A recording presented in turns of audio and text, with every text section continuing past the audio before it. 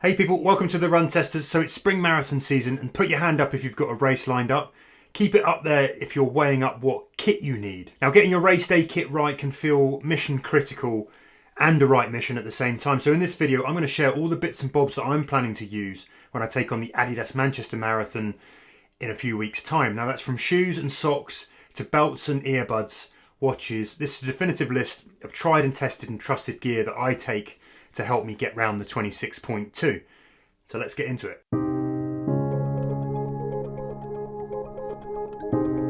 First off, a bit about the Manchester Marathon then. Well, I've not run the Adidas Manchester Marathon before, but it's supposed to be one of the UK's fastest and flattest races. It swings past things like Manchester United's Theatre of Dreams, the Lancashire Cricket Club, Bridgewater Hall and Beetham Tower. My race plan for this is very simple. I'm going to run the whole thing on feel. I will wear a watch, but I'll cover it with a buff and pace the race from start to finish just on how I feel. It's a strategy that I've been using for all my runs recently, and it's not only been getting me results, but it's also made my races 100% more enjoyable. Instead of picking a pace target that I think my training deserves and blowing up after 16 miles trying to stick to that pace, I run at an intensity that my training and the conditions on the day actually allows with my kind of body, and then I tend to end up finishing strong. I suggest you try it. Anyway, let's get into kit then. And first up, let's talk about fueling. For fueling, I'm planning to pack 3 Precision Fuel and Hydration 90-gram gel pouches. So that'll be around 270 grams of carbs for the 3 odd hours. That's the equivalent of 12 regular 22-gram gels. Now I'll start taking that around an hour in, and then I'll have some every 15 to 20 minutes. But the good thing about these gels is that they're resealable, so I can take on board as much or as little as I want, and I can do smaller amounts more frequently rather than forcing down a whole gel because you've ripped it open. These are resealable, so it works. I also like the fact that they're neutral tasting. They're a bit like Morton in that sense, and I find it easier to stash 3 things in a belt rather than having to pocket a dozen gels and worry about them falling out somewhere on the course. Now I'll also have 1 Vala Energy Gel, which is an all-natural date-based gel that I carry, and I'll use that for a change of taste and texture, have it as a kind of backup for when I need something different. On the morning of the race, I'll likely pack a pre-race energy bar just to have something convenient to top up the carbs an hour or so before I run. That'll be a Vela Forte or a 33 Fuel energy bar. Check those out, they are absolutely delicious. I'll also use Precision Fuel and Hydration 1500 and 1000 tabs for pre-hydration, and I'll start adding those to my water a few days out, and then have a 1500 in the water bottle the evening before. I'll fill a bottle with 1000 to sip with my breakfast and on the way to the race. I won't overdrink, but I find that really works, getting me to the start nicely hydrated without being overhydrated.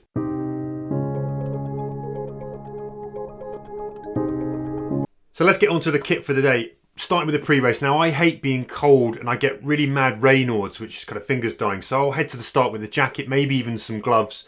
And for that I'm going to take the Satisfy Pertex 3L Fly Jacket. It's light and packable with excellent waterproofing and wind protection. It's just what I need to take the edge off. That will go in my drop bag as close to the sort of go time as possible as well. And then onto my race outfit. I'm probably a bit different to a lot of runners. I'm not a minimal kind of vest and short shorts kind of runner. I tend to wear a base layer on top and a tee. I wear base layer shorts and running shorts, and I do that even when it's hot. It's just how I feel comfortable. I've always raced like that. So for a base layer, I'm going to reach for the tried and trusted Under Armour Rush short sleeve base layer. I've had these base layers for more than 5 years now. They're soft, they're smooth, they hug nicely without being restrictive, and the most important thing for me is that I know that my nipples won't chafe even if I don't put anything on them. They're guaranteed for that great. On top of that, I'll be wearing a new Adidas technical tee. On the bottom half, I'm going to have the CXP Run or the Ultralight XP base layer shorts. They're super lightweight, virtually seamless, and the sweat wicking fabric kind of moves moisture really well, so you avoid any areas getting really drenched and saggy. They've also got a nice wide waistband that sits flat and secure. It doesn't roll up and won't cut. Super lightweight. All of that evens out the pressure, and it kind of moves with your body, so they're super comfortable kind of briefs underlayer sort of shorts. Those also don't chafe, they are great. For shorts, I've got the Adidas Heat Ready shorts, nice and simple. Crucially, no built-in liner, as those can chafe. I'd never use them. They've got a small pocket in the back if I need to stash a gel or something. Now speaking of stashing gels and phone and headphones case, all that kind of stuff, I will use the Naked running belt. It's been my go-to running belt for a long time now. In fact, it's finally looking a bit worn. I've used it for sort of thousands and thousands of miles and got them out of it, and it's nice and lightweight. You can cram in loads of stuff into the nice stretch mesh sections. I absolutely love this belt. I used it to run across Europe with it, and it's absolutely perfect for everything I need to carry on the marathon. On my feet, I'm going to wear the Stance Performance Run Crew socks. I love the crew cut, but they're also just nicely balanced sock on the thicker side overall, but not overdone. I don't think there's lovely sort of padding underfoot in the right places that I think can help later into the race. There's good wicking, excellent durability. I tend to reach for them on longer runs anyway, and I've tested them with the Race Fit shoe that I'm going to wear, and they kind of are a bit snug, but I kind of like that extra padding and that feel.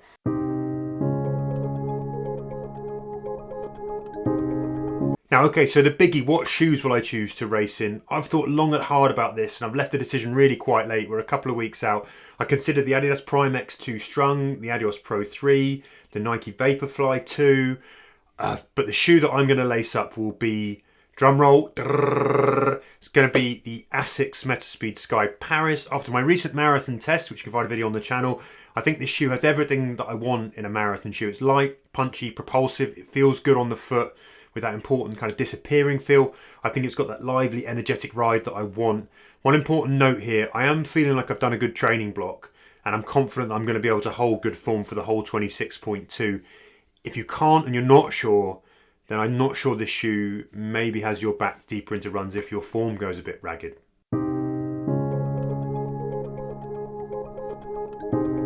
So onto the tech then. When I'm racing all out, I definitely like to use music, so I will be wearing headphones for sure, and for that I'm either going to pop in the Jabra Elite 8 Active, which offer great sound, good reliable comfortable fit, plenty of battery life for the marathon. They also have the option to use awareness mode if at any point I decide to quiet my European dance music. Nice stashable case if you want to put them away, or I'll be using a pair of top secret headphones that we've been testing at the moment. I can't reveal right now, but we will have a review of those up before race day. I'll likely wear 3 watches just for testing purposes. I will have the new Polar Grit X2 Pro going up against the Polar Vantage V3.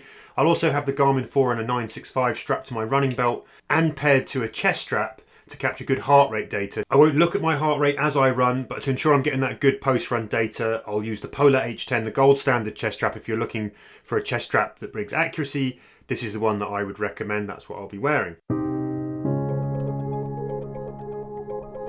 Now on to other bits and bobs that I use to make sure my body is well looked after on the marathon. First up, it's one of the most important items on my kit list is the lube. I talk about this a lot on the channel, and chafing is a terrible thing. I use 2-Tom Sport Shield to prevent marathon nipple, don't want bleeding nipples, and to protect all of my other really important soft bits, all the chafy stuff. The roll-on is really easy to apply, it's relatively mess-free, it doesn't leave lasting marks on clothes, and one application of this will last all day long. I've used it for years for all kinds of races, and if there's a better anti-chafe out there, I've not found it.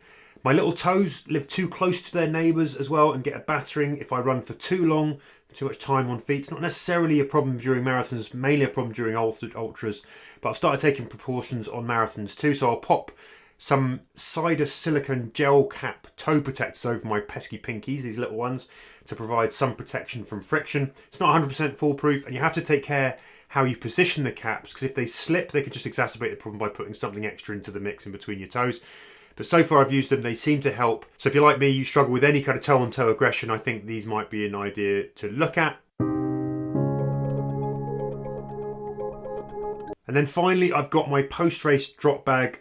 I'm likely to be on my own at Manchester, so this becomes more important for me. But even if you're meeting family post-race, it's important to stick a few key items into your drop bag for collection when the race finishes, just in case it takes a while to meet up with your friends and family and the people who might have dry kit. The first thing I'd totally recommend is a battery pack and a charging cable to charge your phone should it run out of juice. I had this 1 year after London and ended up having to sit in an EE store for ages waiting for my phone to charge before I could call my family, who were all panicking about where I'd gone. Next, you want clean clothes, definitely a clean tee, a top. You want, body temperature can drop really very fast after a marathon, even though you might finish really hot, and having wet clothes close to the skin, particularly on your top half next to your body, is a really bad idea. You want to do everything you can to get your body out of fight or flight mode from the marathon and to start speeding up that recovery. So get yourself comfortable, get yourself warm, make sure you've got some clothes to change into quickly for that. I'd also take some tracksuit bottoms with wide legs that you can pull immediately over any shorts and your shoes. You might not want to be taking your shoes off at that time. Having said that, a pair of roomier, more comfy shoes or sliders if you do want to take them off. Now, if you're planning to get changed, pack undies and clean socks. Choose your socks wisely as well, though. Your feet and toes can be very tender, and you want socks that are a little bit looser and easy to get on with. None of the kind of little straggly hairs and fraying kind of fibres inside, because they'll catch your toenails. Finally, I highly recommend adding a couple of salty, savoury snacks in there. You'll be sick of sweet stuff and bananas, and something like salted nuts can be good to get some energy back in without having to eat more sports nutrition, which you probably will have had enough of.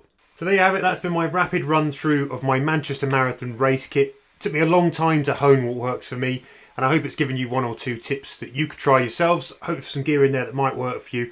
I'd love to hear what absolute essentials you all use, so drop your top 2 or 3 items in the comments below, and we can kind of crowdsource the best kit and help each other out. Let's see what everyone else uses as well. If you're still not sure what shoes to choose, check out our guide to the best marathon shoes that I'm going to pop on the channel just about now. Otherwise, it's been a real pleasure chatting marathon kit with you. Thanks as ever for popping by and watching. If you're running Manchester, come over and say hello if you see me out there. If you run past me and I'm moving badly, kick me in the pants. If you're running any marathon this spring, best of luck out there. Lube your soft bits and run strong.